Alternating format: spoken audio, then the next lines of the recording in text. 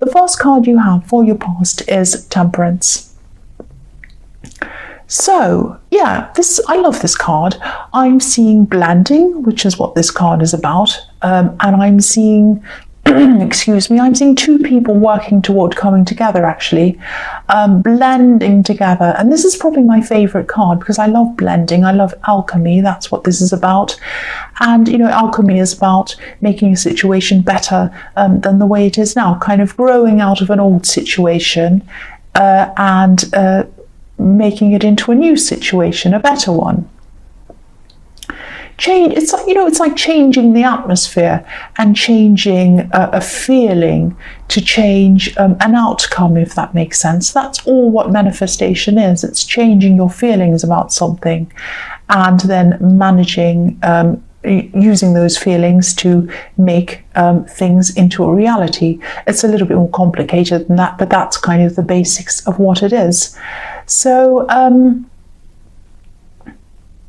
I think, this was probably only the beginning of the two of you finding your way back onto the same path again. You might not have even spoken yet at this time, and maybe you haven't now, but yeah, what I'm seeing is, this might sound a bit strange actually, but this blending could have been starting to happen kind of in the atmosphere before it was actually happening in real life. It was kind of happening up in the clouds, because I'm looking at this beautiful angel up in the clouds, and that's where this kind of thing started, or was starting at this time.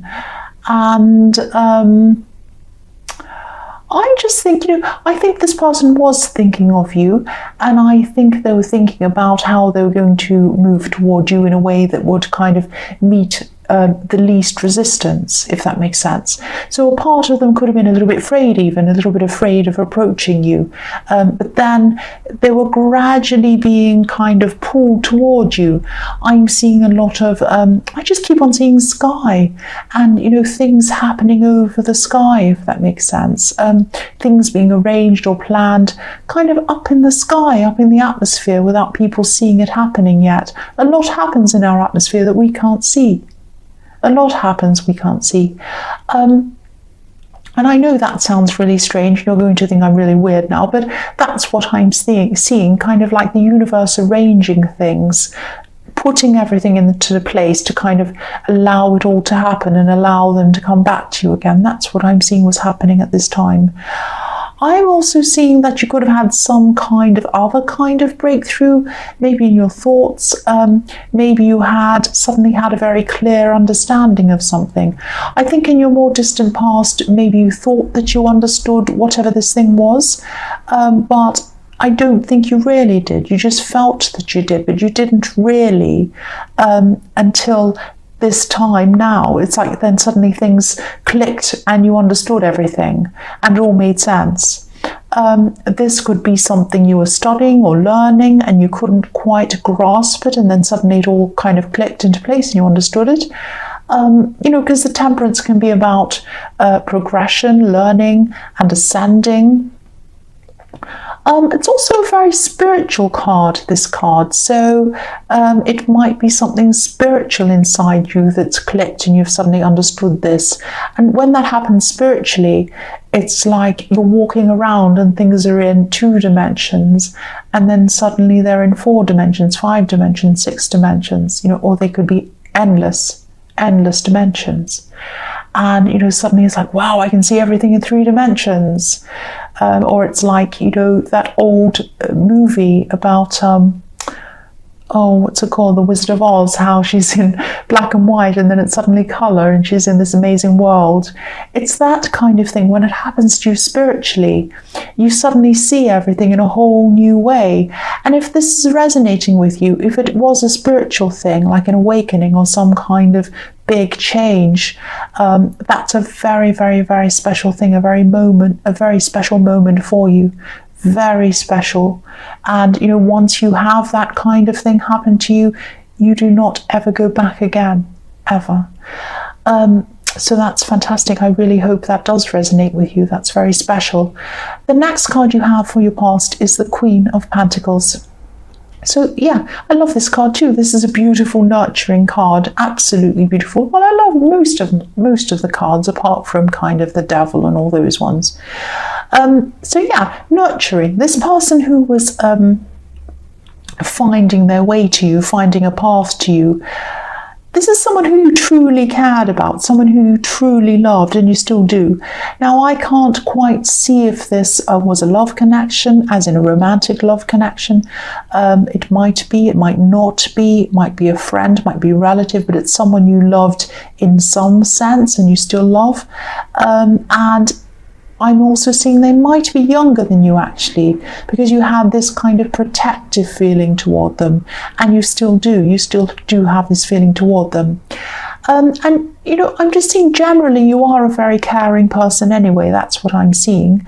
And sometimes this way that you are, this very caring person that you are, sometimes this can make you really tired, actually, because I'm seeing that people ask a lot of you, and of course, you know, some people deserve your help and some people don't deserve your help, obviously, but yeah, I'm just seeing a lot of people talking to you, at this time, asking your advice, and just talking and talking. It's exhausting, really. So I know this sounds strange, but I just keep on seeing all these people talking to you. So, you know, if this resonates, and, you know, because I'm feeling exhausted looking at this, it might be that a lot of people might be draining you and making you very, very tired. Yeah, really tired. That's what I'm seeing. This can happen with you because you're a good listener, and people kind of pour all of their problems onto you, all their energies onto you, and you absorb it all, and then you're full of all of their negative energy, and you kind of feel exhausted. Of course you would be. So try and get some time away from people. Don't kind of be too drained, and I know it's in your nature to want to listen, you're very good at it, but limit your time doing that. Recharge your batteries, get away some of the time. The last card you have for your past is the Two of Swords. So yes, this is what you need to do. You need to put up some barriers. You need to do that so that you're not drained by people's energy. Now, I don't know how you're going to do that. Maybe it's not a good idea to sit around with a blindfold on holding up two swords like this woman, even though it might be tempting. I'm tempted to do that sometimes. But yes, you can only do so much for other people, and you can only do so much for yourself. If you're really, really drained, you can't do anything for anyone. You really can't. So you need to think about yourself. You need to recharge your batteries. You need to spend some time away from all of these people, because I think they'll just really drain you if you don't do that. And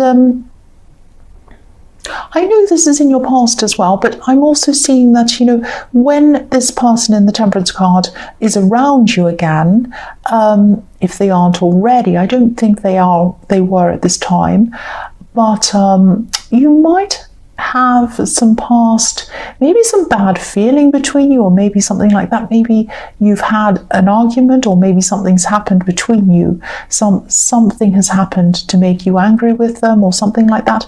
Now, you do love this person, you really do love this person, but I'm just seeing that maybe you're going to want them to admit to something, or acknowledge something, or something like that. You might want them to admit to something they've done. And I think this person might be a bit stubborn, actually. They might be stubborn with you. And, you know, when that time comes, I'm seeing that's what they're going to be like. So just be aware that this person might be a bit closed off. They might not want to admit anything. They might not even want to talk about this subject at all. They just might not want to talk about this at all. So just be aware that you are going to come together with them, and you might be imagining what it's going to be like when you do, but I think it is going to be quite different. The conversation is going to be quite different to what you were imagining. So just be prepared for that. So the first card you have for your present is the Five of Wands. Yeah, so sometimes I see this as the mess card, the card of mess, messy things, messy people, all of that kind of thing. I always see messy people in this card.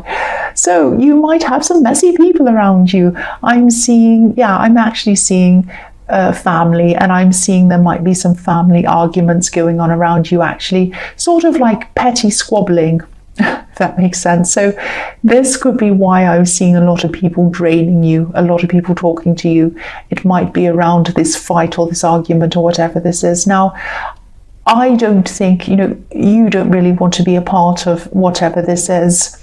I'm seeing people wanting to win.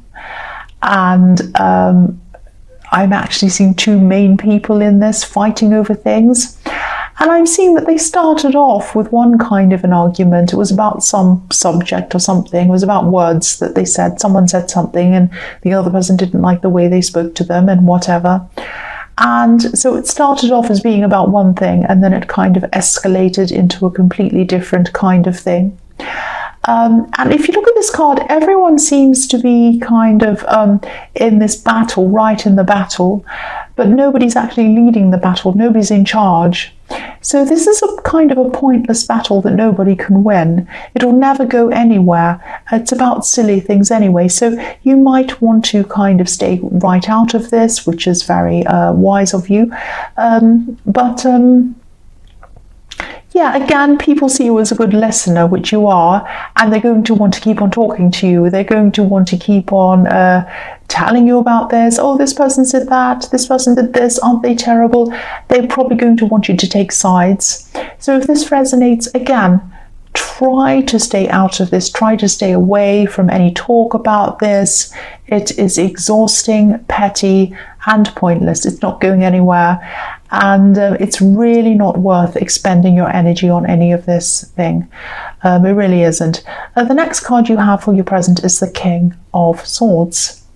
So yes, look at this king. He's quite handsome, actually. He's not taking any rubbish from anyone. He is not taking any rubbish from anyone, and that's how you have to be. He looks quite serious, he means business. He also looks kind as well. He looks a little bit tired, actually, a bit hunched over. So this tells me that, he's been through a lot of battles himself in his life. And because he's been through a lot in his life and he's a bit older and wiser, he knows the difference between a serious battle and a silly battle. So you know which battle I think this family drama is, and this is one to stay out of. Obviously, I'm seeing that again here in this card. So I'm also seeing in this card, yeah, I hope this is going to make sense, and I don't want to upset anyone. I'm seeing a difficult father. I'm seeing a difficult father or a father figure or someone like that. This is someone who has said hurtful things to you. And I don't know if this is or was your father, or it could be someone who's around you now. It could be an older male figure who said or who is saying some things to you, some horrible things. And someone said something to you in the past, I'm seeing probably, and you might have really found this difficult to shake off, really difficult. These words, whatever they've said, have stuck with you, and they're kind of shaping you. Every time you go to achieve something, you might have their words in your ear saying you can't do that, or you're this, or you're that, or something. Now, try to remember that this person that they were describing is not you. So say if they said you're a this, you're a that, they're not describing you. They're not describing you. They're describing an imaginary person that they imagined was you, but it is not you. It is not you. They have a wrong perception, or they had a wrong perception of you. And consider the source as well. Consider the source of where this comes from. They might actually have negative things, or they had negative things to say about other people as well. Now think about whether that's right. They might have said, oh, the neighbours are this and a that, or Mrs. So-and-so is a this, or so-and-so is that. And, you might, just think about those people. Are they any of those things? Probably not. Probably not. And you're not who they said you are either. Just remember that there's nothing wrong with you. There is absolutely nothing wrong with you. Actually, you're really doing an amazing job. You are, you're doing amazingly well with what you have, despite all of this. So don't let this person's voice in your head direct your life. Don't let them direct your life. You direct your life. You direct your life. I mean, do something to really kind of get this out of your head.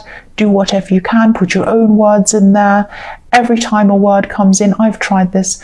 Every time a negative word comes in, say to yourself, look at the word and say in your head, and you say to it, you shut your eyes, you see the word in your head, and you say, I banish that thought.